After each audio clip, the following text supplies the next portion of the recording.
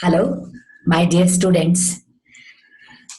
Let me explain some important aspects about principles and practice of auditing. I am Dr. Prajna Mattihalli, who is working in Government First Grade College, Dharwad, Karnataka. Let us go. What is there in auditing? It is a compulsory subject for BCom 5th semester. You have already studied accounting, financial accounting in first year, corporate accounting in second year. So you have acquired some knowledge about the accounts. But my dear students, you have to think about the authenticity of accounting. If a company has to distribute the profit, its shareholders have to accept the profit in the form of dividend. First, they should believe that the profit is accurate. The accounts are maintained properly. There are no errors. There are no frauds. Final accounts, that is profit and loss account and balance sheet, are accurate.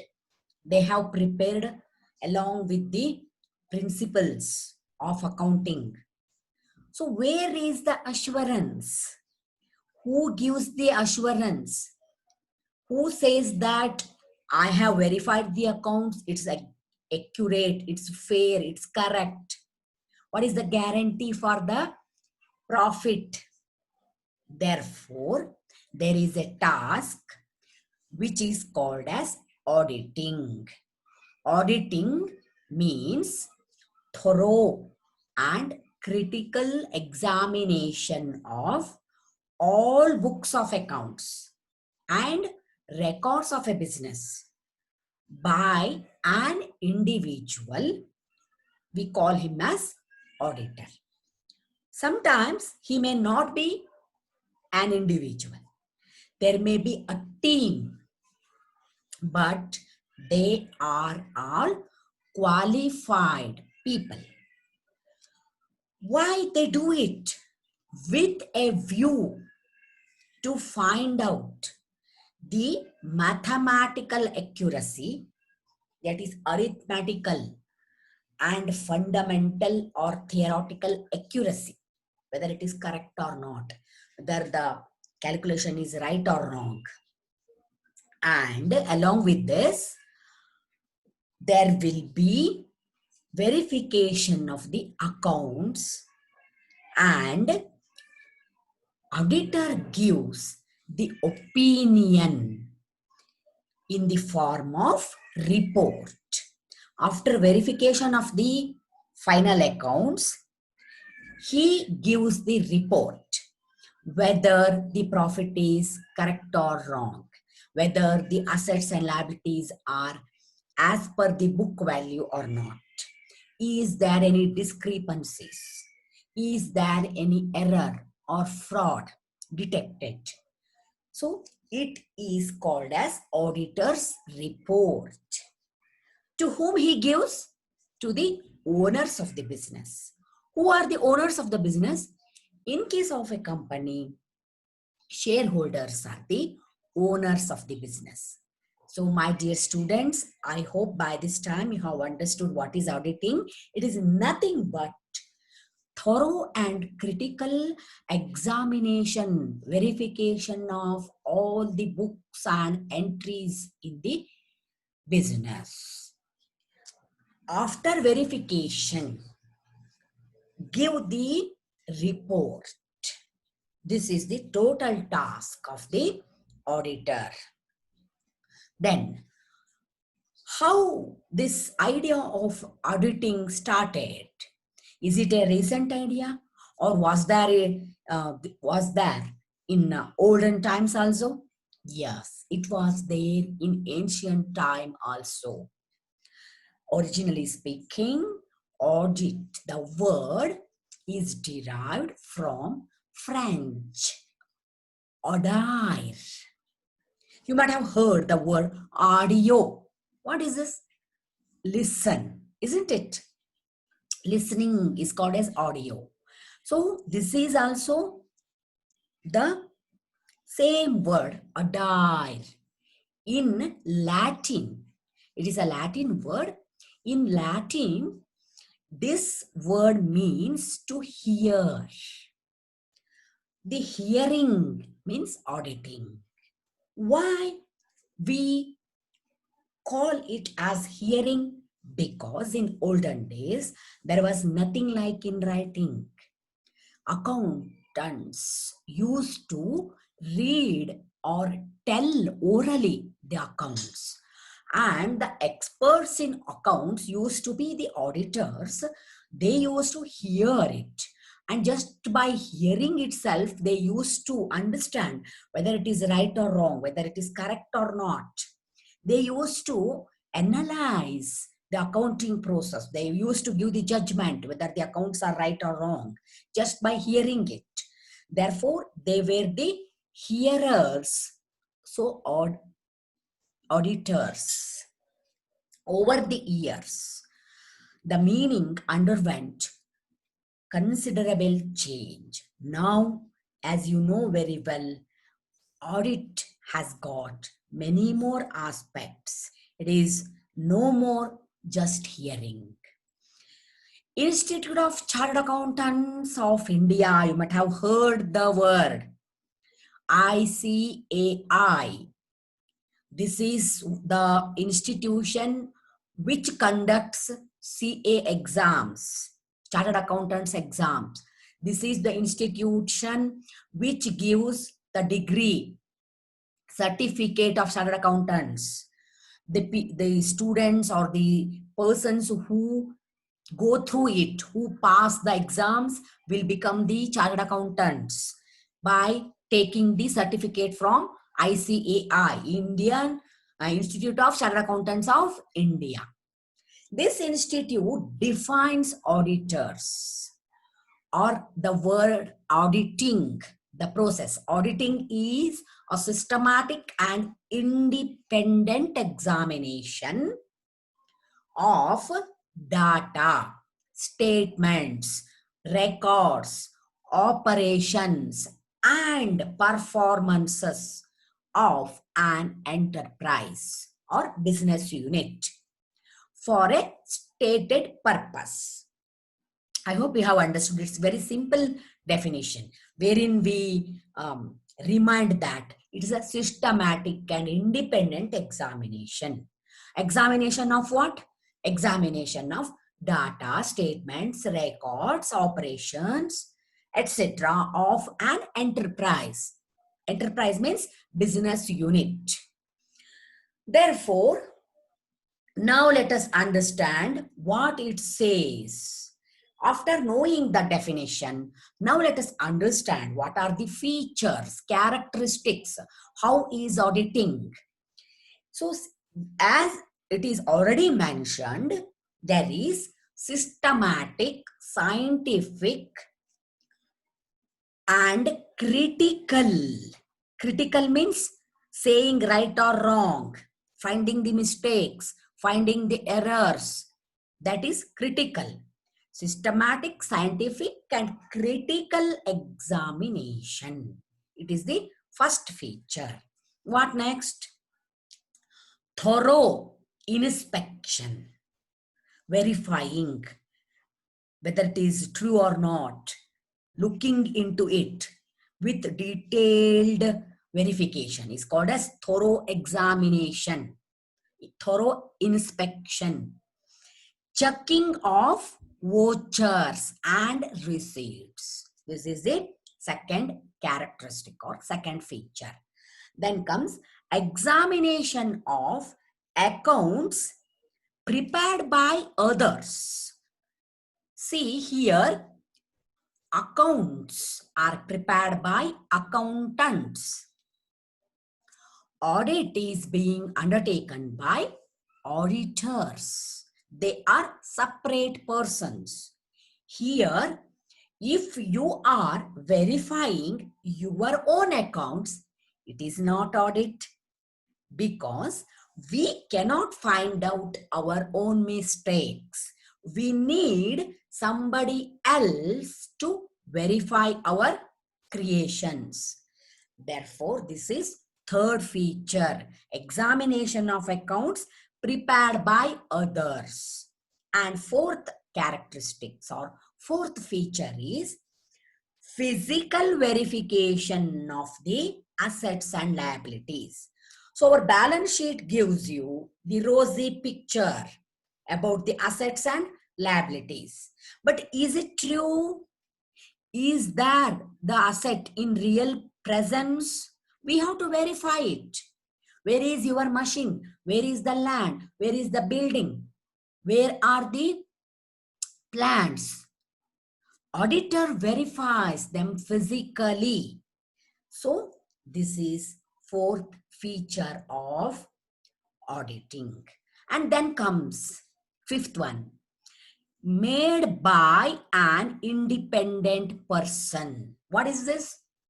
Auditor is independent. He is not the employee of the concern, so he need not rely on anybody else. He is independent, so he gives a fair report.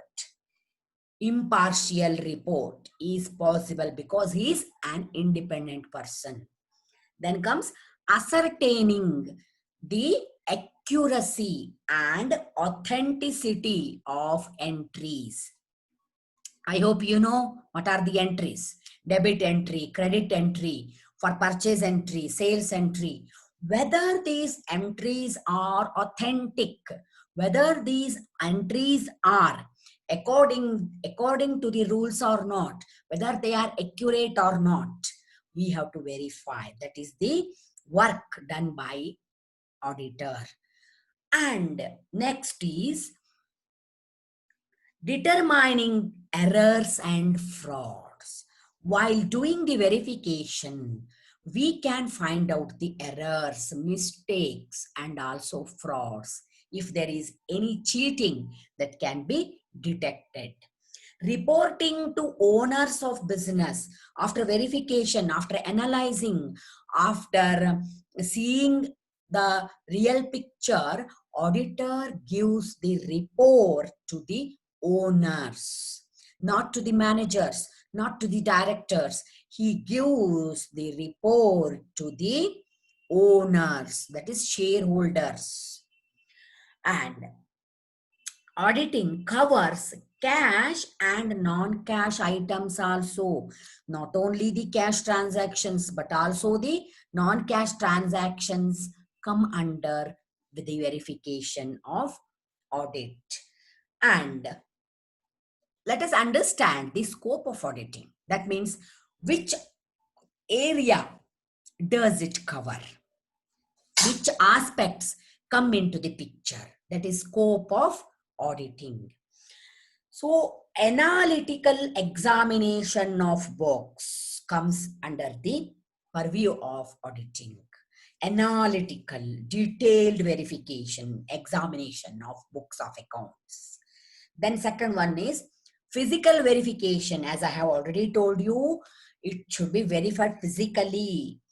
Going to the land, going to the building, physically verifying, counting the number of machines, physically verifying, because they are all tangible assets. So physical verification of assets and liabilities. Then comes checking arithmetical accuracy is the scope. Under the auditing, all the accounts are verified and we verify the accuracy. Then comes detection and prevention of errors and frauds. Frauds and errors to be detected first, then they should be verified and there should be some precautions to prevent them.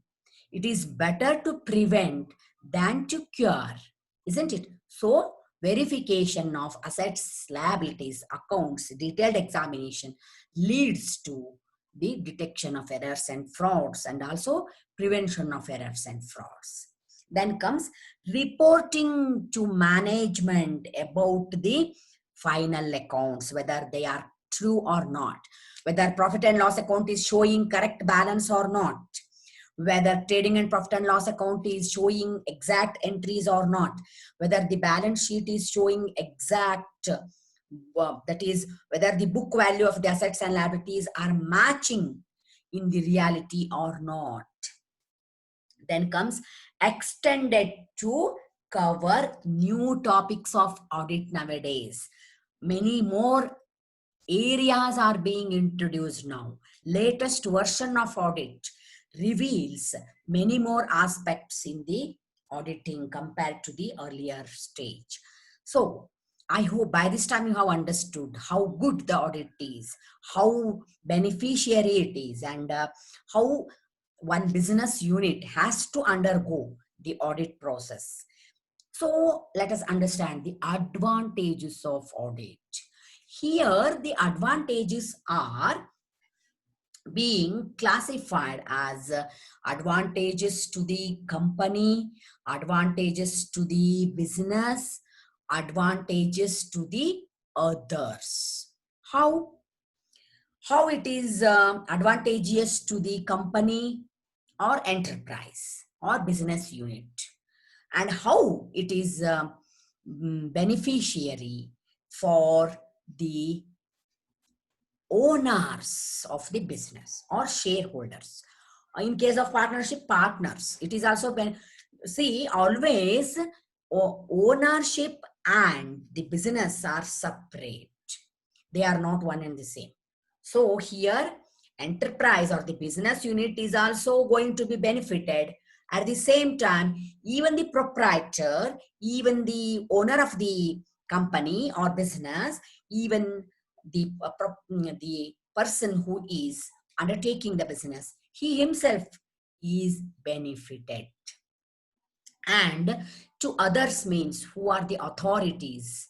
So here bankers, lenders, employees, and many more people are going to be that is benefited because of the auditing. So let us understand it in detail. First thing is how a business enterprise is benefited. See here, regular, prompt, and up-to-date account work is possible because of the audit. Because of the audit, what happens? Okay, next week there will be audit. Next month there will be audit. So I have to verify my accounts because I should not be caught if there is any error, and if it is caught, and I will be punishable. So all the accountants are afraid of audit. They keep the accounts only when there is the tiger called audit. Okay, audit is coming, audit is approaching, it is nearing. I have to prepare the accounts, I have to verify it whether it is correct or wrong. That self-controlling system comes out. So regular, prompt, and up-to-date accounts will be maintained only when there is the fear of audit. Otherwise, there is no question of audit. Okay, he is relaxed. The accountant and whole accounting team is relaxed. Let us write the accounts tomorrow. What happens? Okay, let us, is there any error? Who knows? That will be the attitude. So here, audit makes everything regular. And next comes prompt detection of errors and frauds.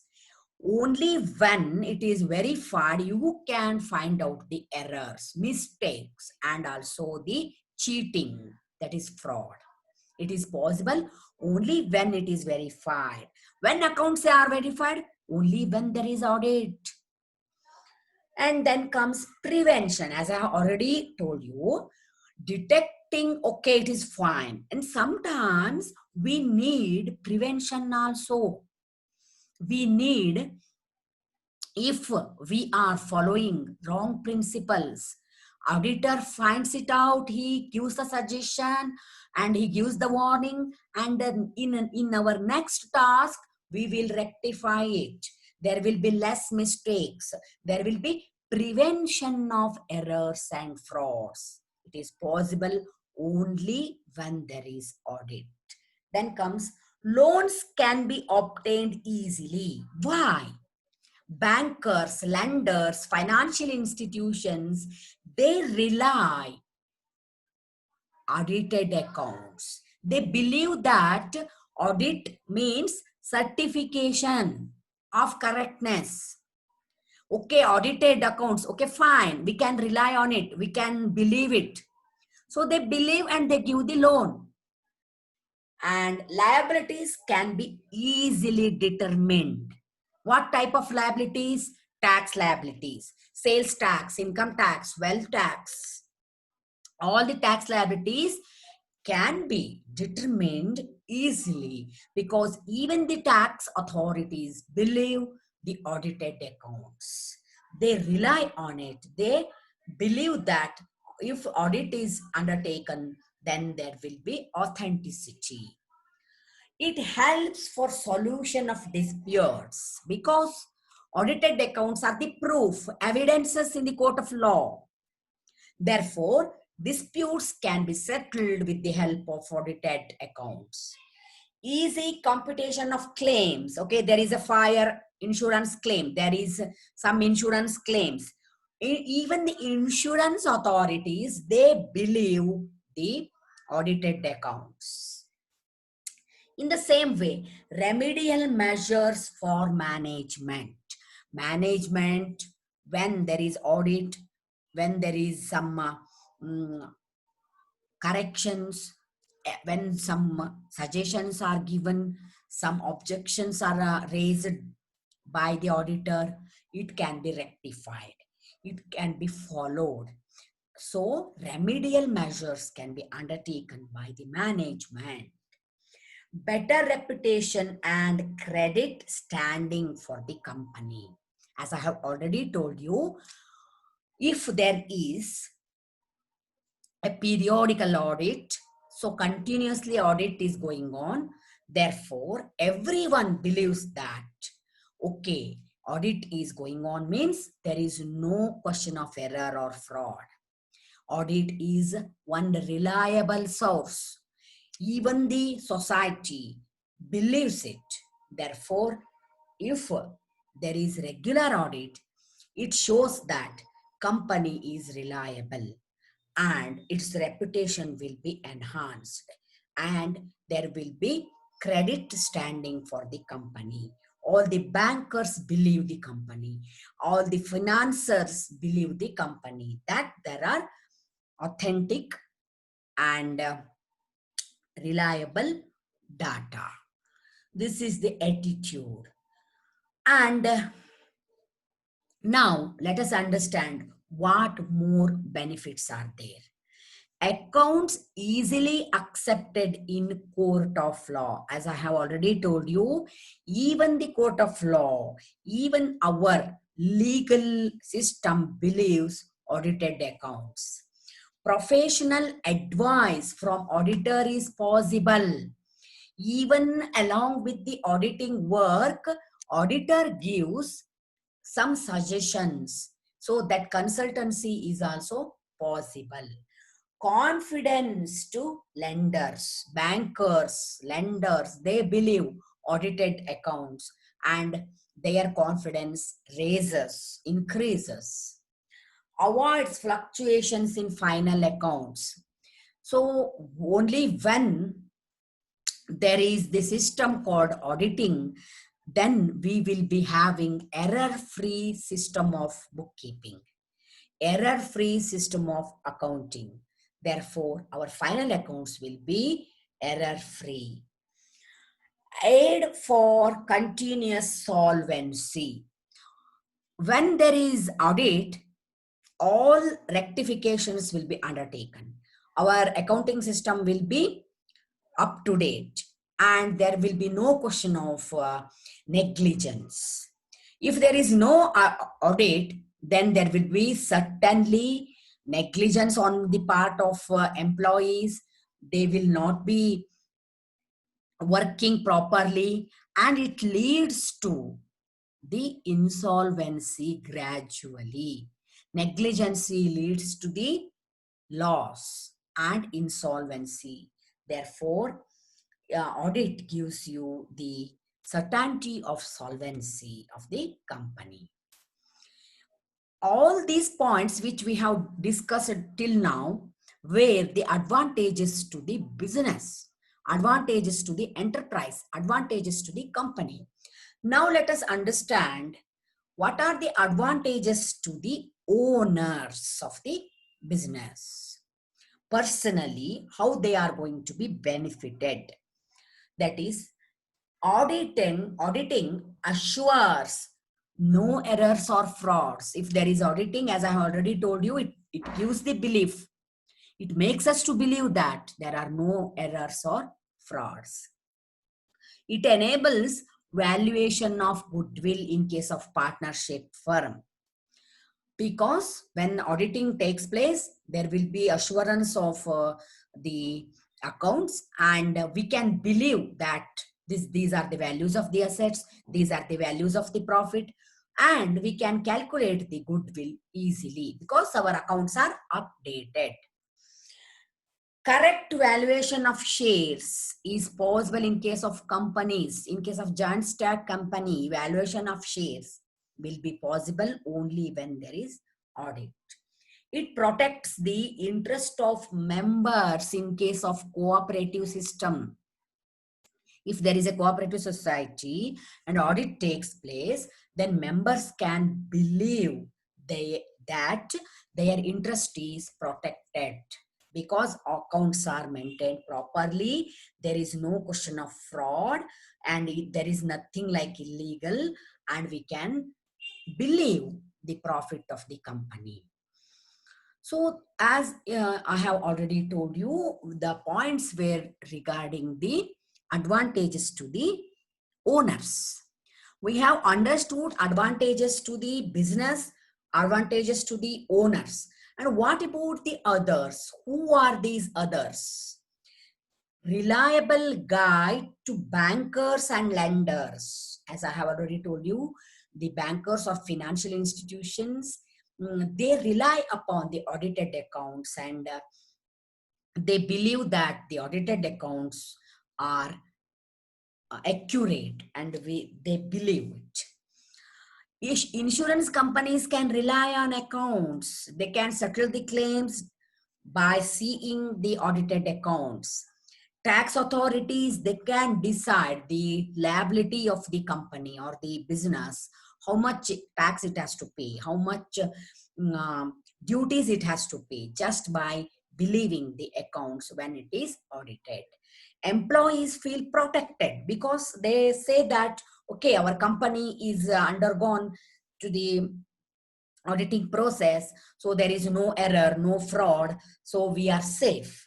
And the profit what is shown in the business balance sheet is reliable. Okay, it's 100% sure. That kind of feel of safety or protected is there with the employees. Easy calculation of purchase consideration. In case there is a purchase, then that purchase consideration can be calculated without any problem. Do you think audit is a very fantastic process and auditing is perfect? No, there are limitations for audit. What are those limitations? Let us see, let us understand one by one. Not covers finance, management efficiency, business ethics, etc. What audit you can undertake? You can audit the assets, you can audit the liabilities, you can audit the profit, you can audit the loss. But how about management efficiency? You cannot audit that. What about the business ethics? Can you audit it? No, since it is intangible, you cannot audit it. In the same way, there are so many aspects which cannot be audited. It is a post-mortem examination. Do you know what it is, my dear friends? After the death, the human body will be analyzed. It will be operated and every organ will be examined. The reason for the death, the effect of some elements, and what are the reactions inside the body. It is called as post-mortem. Accounting is just like living. After completion of the accounting, you are doing auditing, which is called as post-mortem. Why? Because now the financial year is over. The financial year is completed. Accounts are prepared. Final accounts are finalized. Profit, loss, whatever it is declared. Everything is over. For the sake of business, it is a dead year. The year is completed or it is dead. And the new year is started now. We are living in new year. And now you are verifying the accounts of last year. What is the use? This is called as post-mortem job. Can you change the entry of last year now? Can you rectify it? It is as good as operating the dead body. So it is called as post-mortem. Detailed checking is not possible. How many days you are going to do the audit work? 1 week, 10 days, 15 days, 30 days? See, the accounts are prepared for 365 days. And the accounts which are prepared for 365 days are verified only in 3 days, 4 days, 6 days, 7 days. Is it possible to verify each and every entry? Is it possible to analyze it in detail? No, not at all. Therefore, detailed verification is impossible. It is not a full proof for correctness. We cannot say that once it is audited, everything is rectified, everything is detected. It is not full proof because it has got its own limitations. And accounts do not speak themselves. Entries do not speak themselves. They are lifeless things, you know. The entries are verified by the auditor. He cannot understand everything. He has to ask the questions to the accountants. How it is done? Why you have done like this? What is this entry? When was the purchase? What was the sales? He has to ask him. And the accountant, being a human being, and he does not reveal his own mistakes. He defend everything. Okay, no, it's not like this. It's like this. He gives explanation for everything. Therefore, auditor has to rely upon the accountant. He has to believe him. He has to ask him. He has to discuss with the accountant. And whatever whatever he says, you know, accountant, he may be lying. He may be showing wrong information. He may be arguing with all evidences. Auditor sometimes has to accept it. In the same way, that is dependency on opinion of experts. Sometimes for scientific aspects, for technical aspect, auditor is not a superhuman being, you know. He may be not understanding what is that chemical is, what that some scientific instrument is, what the technology says. He has to rely upon, he has to depend upon the expert's opinions. And if the expert is bribed, or if he is defending the accountant, then auditor becomes helpless. In the same way, inappropriate techniques reduce the validity. If the auditing technique used itself is inappropriate, then the auditing will be wrong. And pressure tactics of client that reduces the reliability. Pressure tactics, that means the client, he wants to, you know, he wants to hide some errors, he wants to hide some frauds, then he may be using some pressuring tactics. He may be bribing the auditor, or he may be putting some other political pressures or some other pressures. Sometimes auditor comes under, he will be pressurized, and sometimes he will be yielded sometimes, and something happens, and he will not be in a position to reveal all the error or mistakes. It may be happened, and it is possible.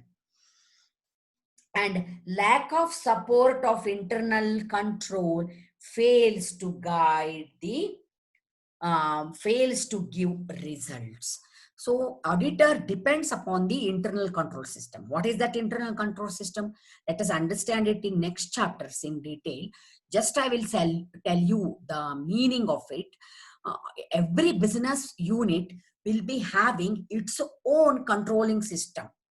It is among the employees. For example, if one account is prepared by one clerk, one supervisor will be verifying it. He has to make chota signature for it, that is called as a supervisor. And again, what the work supervisor has done will be verified by the manager, and he is superior to the supervisor. So the work done by the clerk is verified by the supervisor, then the manager, then the CEO, then the director, then one more. So there are 4-5 verifying authorities. Why? Just to avoid the mistakes. If anything is happened, it will be detected by the superior authorities or superior to him who is there, the final signing authority. Like this, there will be some internal control system for every system, for every business unit. If it is failed, if it is not working properly, then auditor becomes helpless. He cannot verify all the accounts, and his results will be false, and auditing will not be up to the mark. That is also possible. So my dear students, I think we have to understand these many things about the auditing, and there are many more aspects like objectives of auditing, and how the auditing takes place, what are the kinds or what are the types of audit, that is called as kinds of audit, and how important they are, and how interlinked they are, and how a company appoints his auditor, what are the powers, what are the responsibilities, what are the liabilities of the auditor, how he is appointed, how he is removed, and what are the duties, what the powers he is having. So many things are there to discuss, and I request you to watch many more videos of mine. And if you have got any suggestions for improvement, please be frank and contact me and give me the comments to get improved. And I am there to solve the problems of the students. If you want many more explanations, it is possible for me to give. I hope you have enjoyed this session, and let us have many more sessions in the future. As you know very well, this subject is very important for the sake of examination, and also for the sake of knowledge. Being a student of commerce, we have to understand the accounts as well as auditing, how important it is, how informative it is, and by understanding the subject, we can appreciate the scope of commerce, business, etc. Okay, friends, let us meet with new idea and many more points of this term auditing in my new videos. Thank you. Thank you, one and all. Let me first conclude my this conversation with the help of you all, and I request you to give me strongly what are the points to get improved. Thank you, one and all.